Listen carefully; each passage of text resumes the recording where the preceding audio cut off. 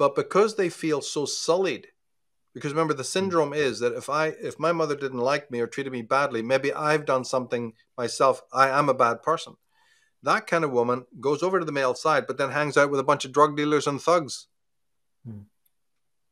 and rappers, and a kind of man who himself is destructive within the male world, thinking that by identifying with that thug or that biker, right, or that rapper, that you're with the hardcore male. But you're not. You're with a broken male who himself has got some major syndromes. So she will live vicariously through that kind of malignant male figure who calls women bitches, who gambles and drinks and pushes women around. And then she becomes a slut, right? She starts identifying with, because it's all broken down. Because why does she go for that man first, though? Why is it that those men are the most available to her at that moment? Not the masculinized men. Well, when she seeks them out, she feels that she can't be with a normal man because she has been broken in her own will. And she's identifying with the darker shadow male in an idea subconsciously that she's doing real shadow work, so to speak. It's a very, very, say, for instance, look at it the other way.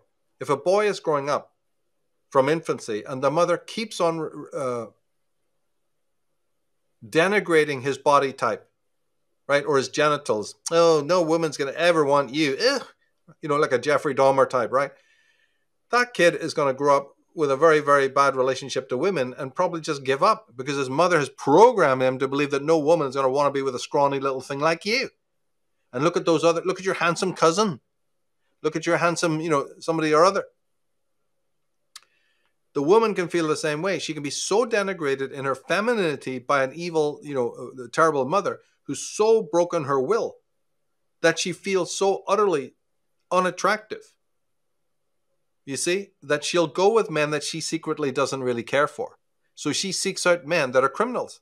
The low-hanging fruit, basically. Yeah, and what about these women who line up at a serial killer, at the prisons wanting to have a baby with it, the Night Stalker? Well, the same thing, because you really don't care about him. He's already been jailed. He's already a bad boy.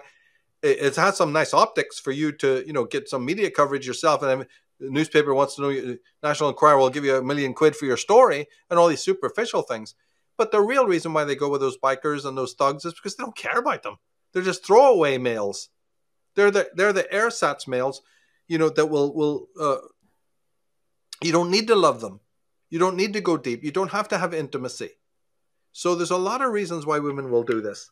But basically what happens is the whole thing breaks down because the daughter, although harangued by a terrible mother, eventually by 6 years old identifies with her power. Not with her.